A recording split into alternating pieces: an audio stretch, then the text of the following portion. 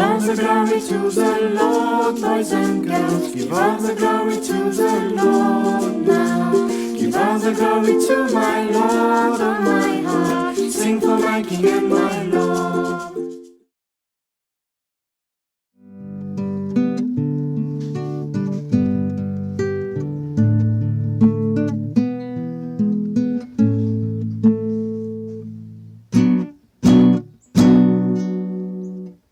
Jamais, jamais homme n'a parlé comme cet homme.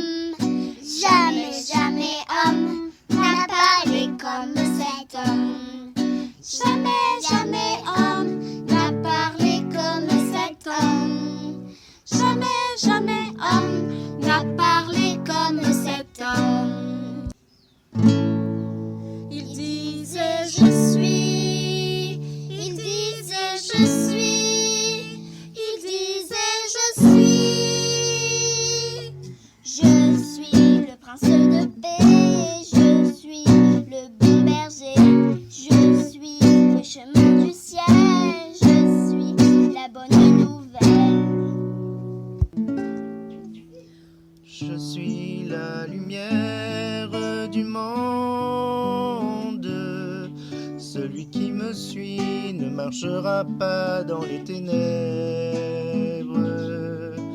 mais il aura la lumière de la vie, car je suis la lumière du monde. Jamais, jamais homme n'a parlé comme cet homme. Jamais, jamais homme n'a parlé comme cet homme.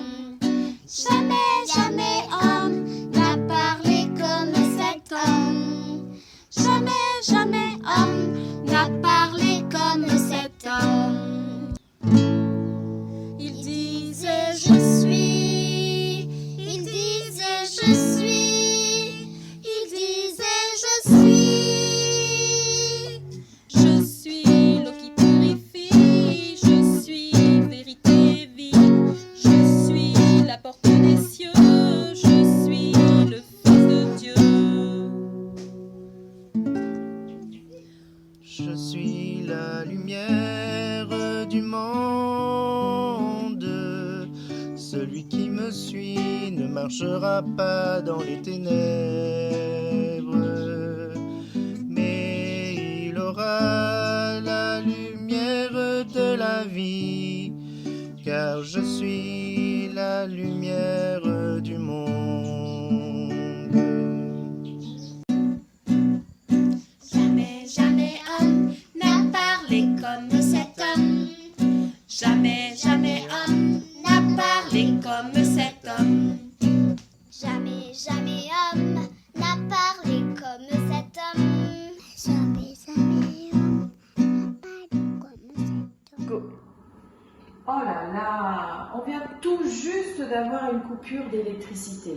Je n'y vois rien du tout. Comment je pourrais arriver jusqu'à ma chambre? Je crois que ma lampe de poche était juste là. Il faut à tout prix que je la retrouve.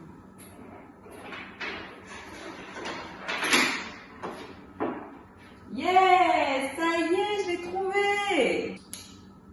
Waouh, je me sens beaucoup plus en sécurité maintenant. Grâce à cette lumière, je pourrais avancer tranquillement sans me blesser et au moins j'arriverai au bon endroit. Tiens, ça me rappelle un verset de la Bible dans lequel Jésus dit qu'il est la lumière du monde. Bonjour les enfants, c'est Mamie Yo. Aujourd'hui, je vais vous présenter un petit bricolage tout simple. C'est une carte que vous pourriez offrir à vos parents, par exemple, ou à vos amis, représentant la lumière. Parce que Jésus a dit « Je suis la lumière du monde ». Voilà donc la carte que nous allons faire aujourd'hui. Ça représente une bougie qu'on va juste découper et coller à l'arrière les couleurs. Voilà. Donc pour cela, on a besoin d'une feuille A4, comme ça, d'accord? Une feuille, vous prenez la couleur que vous voulez, là j'ai pris le vert, et puis vous allez dessiner une bougie ou une lumière, comme vous voulez. Voilà, je l'ai déjà dessiné, c'est en deux parties. On a donc besoin de cela, plus d'un petit papier doré, un petit bout. Ça, je l'ai pris sur un papier cadeau. Voilà. Puis un petit papier rouge ou une autre couleur. La couleur que vous aurez choisie vous-même pour faire la bougie. D'accord? Puis on aura besoin de la colle, une paire de ciseaux, de la gomme au cas où vous avez fait une petite erreur et un crayon noir. Nous allons donc découper la bougie. D'accord? Pour pouvoir coller à l'arrière les couleurs. Alors, je prends ma paire de ciseaux et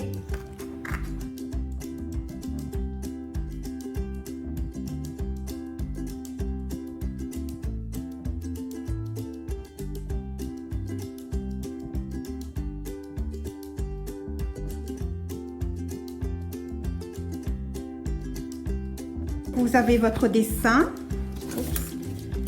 On va prendre notre crayon noir et on va dessiner maintenant l'intérieur. Maintenant que j'ai dépassé un petit peu, je vais prendre ma gomme pour effacer le surplus. Voilà, nous avons maintenant à l'intérieur, on a notre bougie reproduit.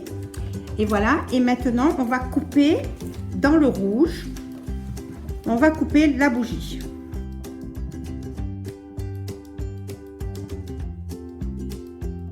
Voilà, et maintenant je vais le coller. Puisque j'ai déjà fait mon dessin, donc je sais exactement où coller.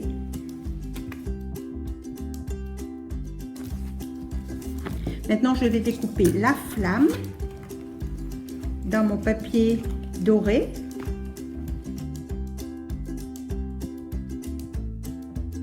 Voilà la flamme que je vais coller ici. Et puis j'efface un petit peu les endroits où ça dépasse un petit peu. Et voilà, la carte elle est terminée. Vous avez votre bougie. D'accord? Et on peut la mettre debout même comme ça. Voilà, c'est tout simple. Je voudrais juste vous dire qu'il faudrait rajouter avec un feutre noir puis la petite mèche de la bougie tout au milieu, comme ça. Voilà, avec le feutre noir. Et puis, vous pouvez offrir cette carte ou pour n'importe quelle occasion et écrire un petit verset. Par exemple, Jésus a dit « Nous sommes la lumière du monde ». Mais lui aussi, il a dit qu'il était la lumière et que nous devons briller pour Jésus. Voilà, ici, on a la carte en verte. Et ici, on a la carte en blanc.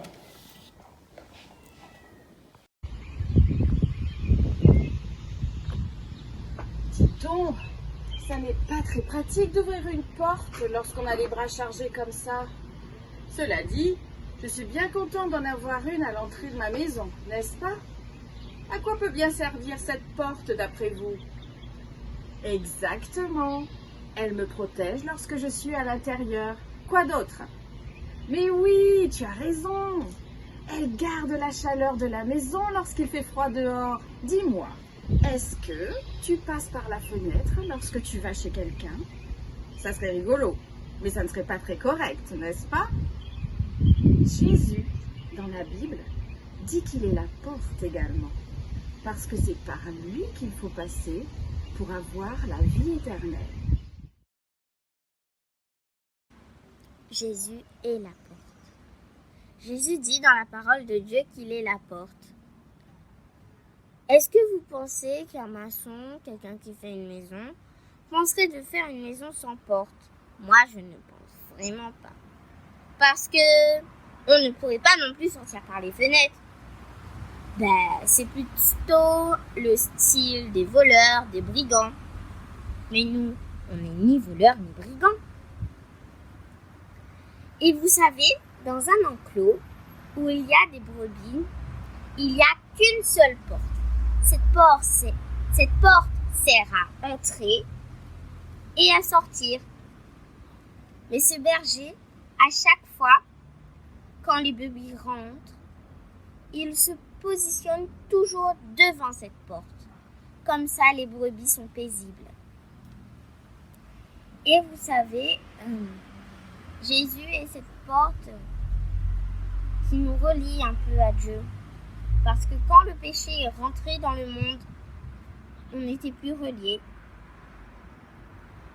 Et quand il est venu sur cette terre, il nous a comme si un petit peu reliés à Dieu. Mais vous savez, si un de vos tatis, un de vos tontons ou vous-même, vous avez un problème dans votre vie, Jésus sera cette porte qui va vous aider à sortir de votre problème.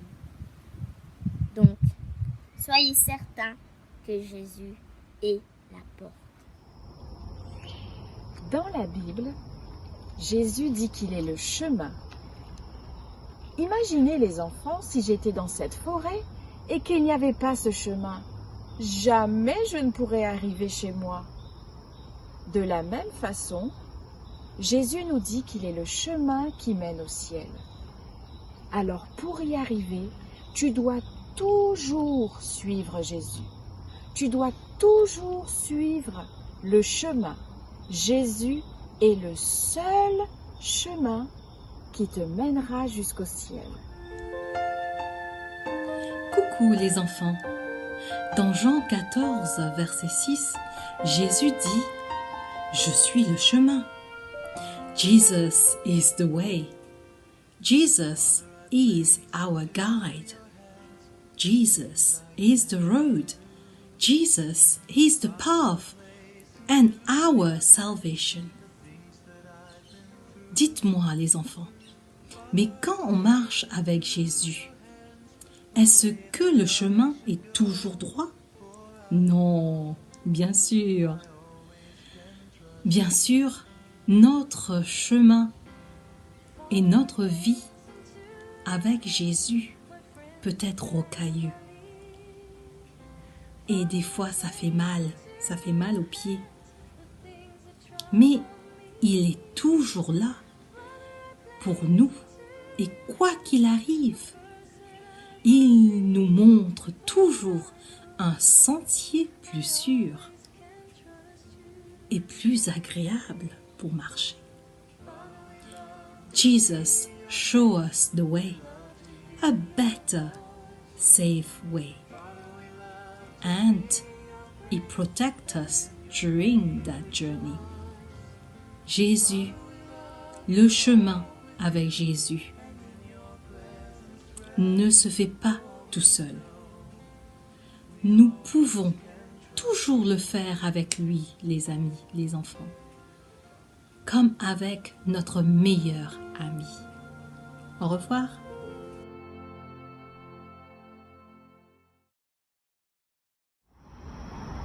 Est-ce que vous aimez le pain, les enfants? Moi, j'aime beaucoup en manger. Il me donne des forces, il me donne de l'énergie pour la journée. Le pain peut être salé ou alors il peut être sucré. On peut le manger avec du fromage ou de la confiture. Tout le monde aime manger le pain. Dans la Bible, Jésus dit qu'il est le pain de vie. Alors je vous propose aussi de partager ce pain avec les autres. Je m'appelle Mathéo et avec mon frère Mathias, nous allons vous parler du pain de vie. Moi, je connais le pain de campagne, le pain céréales, le pain complet. Mais c'est quoi le pain de vie? Pour comprendre, nous allons voir une petite histoire dans les évangiles. Jésus s'en alla sur l'autre rive de la mer de Galilée. Une grande foule le suivait parce qu'elle voyait les signes qu'il produisait sur les malades. Quand il descendit du bateau, il vit la foule. Il en fut ému parce qu'ils étaient comme des moutons qui n'ont pas de berger. Et il se mit à leur enseigner quantité de choses. Comme l'heure était déjà tardive, ses disciples vinrent lui dire « Ce lieu est désert et l'heure est déjà tardive. Renvoie-les pour qu'ils aillent s'acheter de quoi manger. » Un de ses disciples, André, frère de Simon-Pierre, lui dit « Il y a ici un jeune garçon qui a 5 pains d'orge et 2 poissons. Mais qu'est-ce que cela pour tant de gens ?» Jésus ordonna à la foule de s'installer sur l'herbe, prit les 5 pains et les 2 poissons, leva les yeux vers le ciel et prononça la bénédiction. Puis il rompit les pains et les donna aux disciples, et les disciples en donnèrent à la foule. Tous mangèrent et furent rassasiés, et il resta 12 paniers de morceaux de pain et de poissons. Ceux qui avaient mangé les pains étaient 5000 hommes. 5000 hommes? Oui, et sans compter les femmes et les enfants. D'accord, mais c'est du pain d'orge qu'ils ont mangé, non? Alors qu'est-ce que ça a à voir avec le pain de vie? Attends la suite de l'histoire et tu vas comprendre. Le lendemain, la foule est revenue chercher Jésus. Et Jésus leur parla ainsi. En vérité, je vous le dis, vous me cherchez, non parce que vous avez vu des signes, mais parce que vous avez mangé des pains et que vous avez été rassasiés. Mais le pain de Dieu, c'est celui qui descend du ciel pour donner la vie au monde. Ils lui dirent, Seigneur, donne-nous toujours ce pain-là. Jésus leur dit, C'est moi qui suis le pain de vie. Celui qui vient à moi n'aura jamais faim, et celui qui met sa foi en moi n'aura jamais soif. Voilà, tu peux comprendre maintenant. Le pain de vie, c'est Jésus. Ah, d'accord. Mais comment faire alors pour avoir une part de ce pain de vie aujourd'hui, vu que Jésus est allé au ciel? Je te donne 2 versets qui t'aideront à savoir comment faire. D'abord, Deutéronome 8, verset 3, la 2e partie. Je lis. L'homme ne vit pas de pain seulement, mais il vit de tout ce qui sort de la bouche du Seigneur. Ensuite, il y a Matthieu 4, verset 4. Je lis. L'être humain ne vivra pas de pain seulement, mais de toute parole qui sort de la bouche de Dieu. Ah, je comprends maintenant. Le pain de vie d'aujourd'hui, c'est la parole de Dieu. Oui, c'est ça. Pour ceux qui ont déjà pris leur baptême, le pain que nous prenons pendant la Sainte Seine nous rappelle que Jésus a donné sa vie pour nous sauver. Nous terminons avec ce verset, Marc 14, verset 22. Il est écrit. Pendant qu'il mangeait, il prit du pain. Après avoir prononcé la bénédiction, il le rompit et il le leur donna en disant « Prenez, c'est mon corps ». Alors lisons la parole de Dieu parce que c'est notre pain de vie et à consommer sans modération. Le mouton est un animal qui a besoin d'un berger. Le berger prend soin de lui. Le berger le protège. Le berger vient le secourir lorsqu'il est en danger. Jésus nous dit dans la Bible qu'il est le bon berger. Il est ton berger et il prendra toujours soin de toi.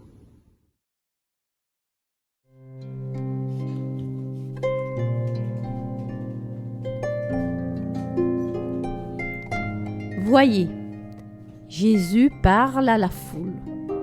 Il leur raconte une parabole, c'est-à-dire une petite histoire de la vie de tous les jours qui nous apprend quelque chose de Dieu. Ce jour-là, Jésus veut faire comprendre que l'amour de Dieu n'a pas de limite, qu'il aime tout le monde. Voici cette parabole.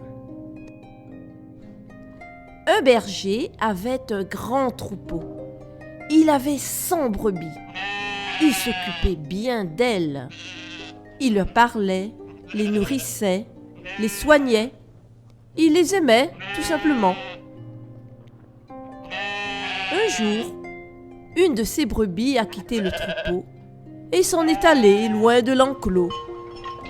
Quand le soir est arrivé, le berger a fait rentrer toutes les brebis. Et avant de fermer l'enclos, il les a comptées. 1, 2, 3, 4, 5, 6, 90, 91, 99... Ah, je me suis trompé. 97, 98, 99... Eh oui, il en manque une. Une seule brebis manquait à l'appel. Le berger va-t-il s'occuper d'une seule brebis ? Eh oui, le berger, au lieu de se reposer, prend son bâton et part à sa recherche. Il l'appelle. Où es-tu, mon agneau ? Il marche, il avance, il écoute et il appelle encore. Où qu'est-ce que j'entends? Ah, te voilà! Oh, mon petit, ta patte est coincée. Attends, n'aie pas peur, j'arrive. Te voilà sauvé. On rentre à la maison. Le berger la met sur ses épaules et retourne chercher son troupeau. Enfin, ils rentrent tous à la maison. Mais le berger ne pouvait garder une si bonne nouvelle pour lui. Oh oui, les amis, regardez, j'ai retrouvé la brebis que j'avais perdue.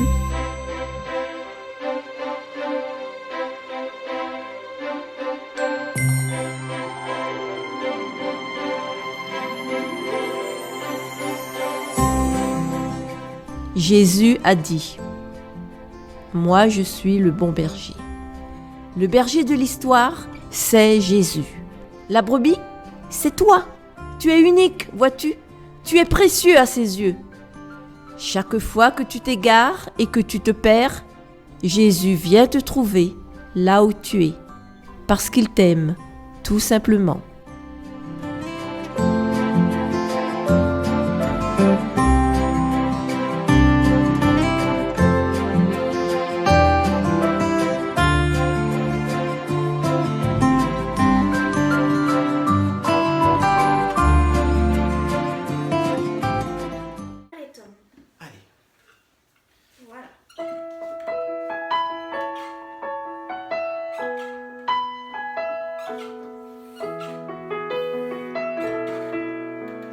Jésus dit, voici, je suis avec vous jusqu'à la fin du monde. Jésus dit, voici, je suis avec vous jusqu'à la fin du monde. Oh, quelle joie de savoir cela. Jésus dit, voici, je suis avec vous jusqu'à la fin du monde. Chaque jour, tous les jours, et toujours il est avec nous. Jésus dit, voici, je suis avec vous jusqu'à la fin du monde. Jésus dit, voici, je suis avec vous jusqu'à la fin du monde.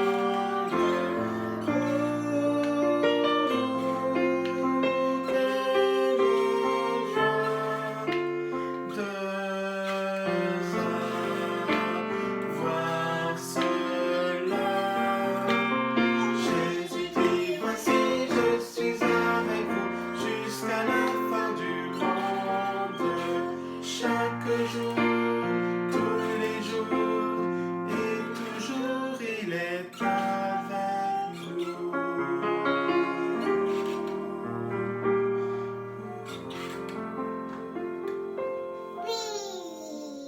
Oui.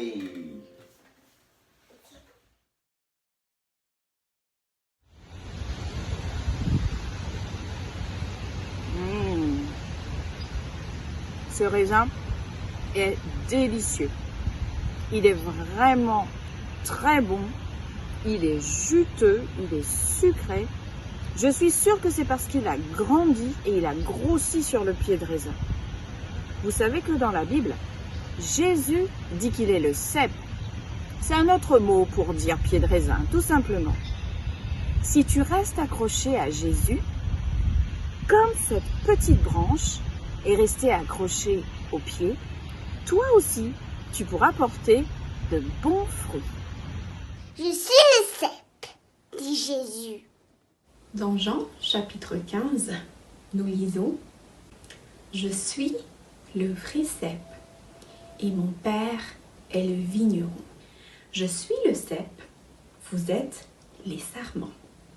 Celui qui demeure en moi et en qui je demeure porte beaucoup de fruits, car sans moi, vous ne pouvez rien faire. Je vous invite à suivre avec moi en image ce que tout cela veut dire. Quand Jésus dit « Je suis le cep », voilà l'image d'un cep. Et Dieu est le vigneron. Le vigneron, c'est celui qui travaille, qui s'occupe des vignes. Et ensuite, les sarments, les voilà en image. Je suis allée dehors et regardez ce que j'ai trouvé. Normalement, quand c'est la saison de pluie, on a des raisins. Mais là, c'est sec. C'est tout sec, comme vous pouvez le voir. Il en est de même pour nous. Si Jésus est le cep, le tronc, nous sommes les sarments, c'est-à-dire les branches. Pour pouvoir porter des fruits, on doit être connecté au tronc. Dieu est le vigneron, rappelez-vous. Si nous voulons porter des fruits, nous devons être connectés tout le temps au cep, une veilleuse. Si c'est pas connecté, eh bien, je ne pourrai jamais l'allumer. Vous voyez? Maintenant, c'est allumé. Mais si je déconnecte, eh bien, c'est le noir. Il en est de même pour nous si nous voulons porter de l'amour, de la joie, de la patience, la bonté, la douceur, la bénignité, la fidélité et aussi la maîtrise de soi. Nous devons être connectés à Jésus qui est le cep pour pouvoir porter de bons fruits et propager ces bons fruits tout autour de nous. Donc, demeurez en Jésus, soyons toujours connectés à Jésus pour porter de bons fruits. Dans ma boîte, j'ai quelques petits objets qui peuvent me sauver la vie. Alors voyons voir ce qu'elle contient. Tiens, j'ai de l'argent. Est-ce que l'argent peut me sauver la vie? Lorsque j'ai très faim et que je n'ai rien à manger, si j'ai de l'argent, je peux m'acheter quelque chose et ça peut me sauver la vie. J'ai aussi les médicaments. Les médicaments sont très importants et ils peuvent sauver beaucoup de vies. Et puis, j'ai cette croix. Cette croix me rappelle que Jésus est mort pour moi. Mais vous savez quoi? Il est ressuscité, Jésus, parce qu'il est plus fort que la mort. Il a la vie en lui. Et parmi ces trois objets, il est le seul qui peut toujours me sauver la vie. Je suis la résurrection et la vie. Et notre histoire commence par un jour bien triste pour Sylvain et Émilie, parce qu'ils doivent dire adieu à leur papy. Et pour cela, ils vont dans un cimetière. Ils voient que leur grand-père a été mis dans un cercueil et papa et maman leur expliquent qu'il va reposer dans la terre jusqu'au jour où Jésus va revenir. Et quand ils arrivent au cimetière, Sylvain, qui regarde ses parents, est tout étonné de voir que papa et maman chantent des cantiques avec des larmes dans les yeux, mais avec un sourire sur les lèvres. Et il se demande bien pourquoi. Le pasteur prend la parole et il dit les paroles de Jésus. Je suis la résurrection et la vie. Celui qui croit en moi a la vie. Puis tout le monde se met à chanter. Ce n'est qu'un au revoir, papy. Ce n'est qu'un au revoir. Oui, nous reverrons, papy. Ce n'est qu'un au revoir. Et Émilie, tout étonnée elle aussi à son tour, entend mamie, quand elle jette sa fleur dans le trou, murmurer à bientôt. Alors, sur le chemin du retour, tous les deux, dans la voiture, vont poser des questions à leurs parents. Maman, pourquoi est-ce qu'on a mis papy dans la terre? Qu'est-ce qu'il va devenir, papy, dans la terre? Ton grand-père, il va devenir comme de la poussière. Parce que Dieu nous a créés avec de la poussière.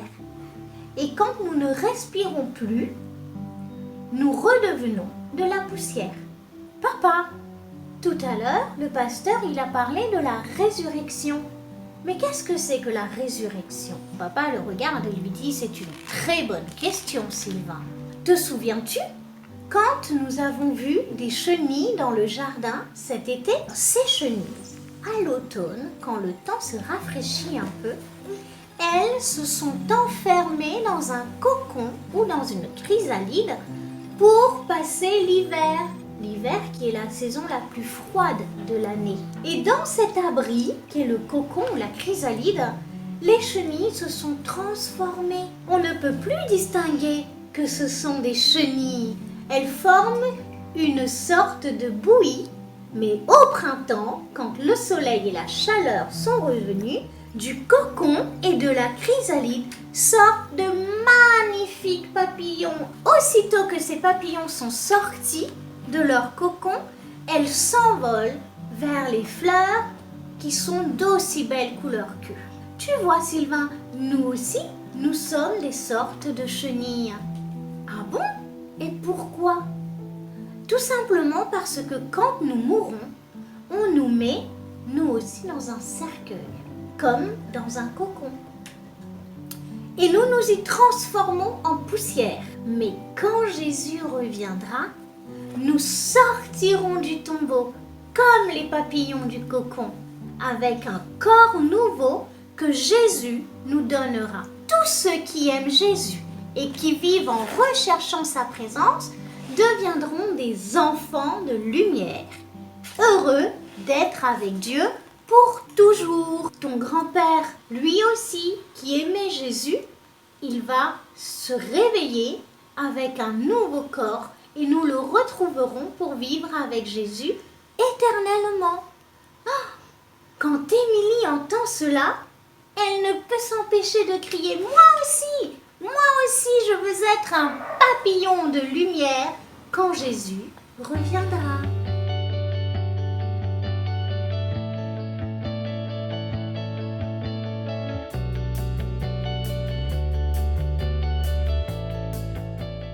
Aujourd'hui, je vous propose de faire une variété de pain sans levain, les galettes mexicaines. Pour cela, on aura besoin de 100 g de farine complète si possible, 10 ml d'huile d'olive de préférence, une pincée de sel et de l'eau. Dans un saladier, on met la farine, on rajoute une pincée de sel et on met l'huile. Puis, on mélange tout ça. Ensuite, on rajoute de l'eau petit à petit tout en mélangeant pour obtenir une boule de pâte qui décolle de la main et du saladier. Quand on a notre boule de pâte, on la sépare en 4 petites boules. Et on laisse reposer pendant 10 minutes. Nous voilà après 10 minutes de pause. On a mis une poêle sans huile sur feu moyen. On a fariné le plan de travail. On farine une de nos 4 boules de pâte et on l'étale pour avoir une pâte assez fine. Quand on a fini d'étaler notre pâte, on la met dans la poêle. On la laisse quelques secondes sur une face. Puis on la retourne et si on n'est pas sûr que ce soit cuit, on la retourne une seconde fois. Et voilà, et on fait la même chose avec les 3 autres et nos galettes sont prêtes à être dégustées avec l'accompagnement que vous voulez, sucré ou salé. Bon appétit!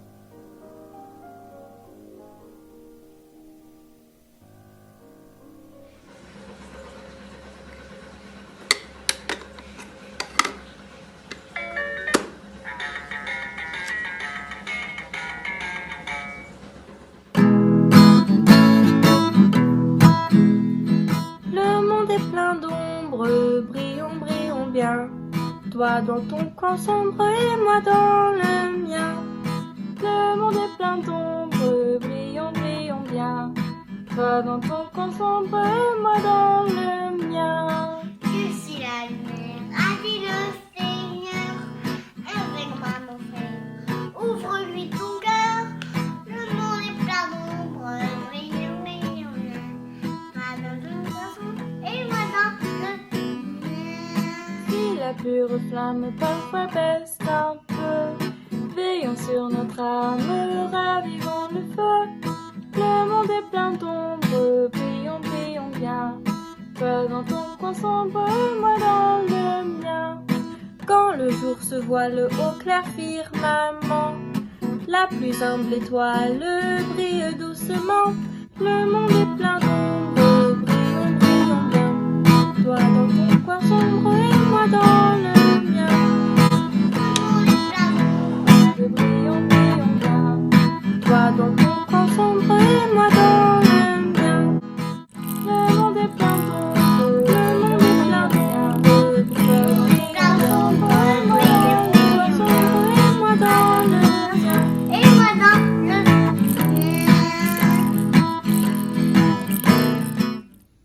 Prions les enfants. Seigneur Jésus, merci de nous avoir rappelé toutes ces belles choses sur toi. Aide-nous à nous souvenir de toutes ces belles leçons et surtout à nous souvenir que tu es tout ce dont nous avons besoin. Amen. Give all the glory to the Lord, boys and girls. Give all the glory to the Lord now. Give all the glory to my Lord, oh my heart. Sing for my King and my Lord. Give all the glory to the Lord, boys and girls. Give all the glory to the Lord now. Give all the glory to my Lord.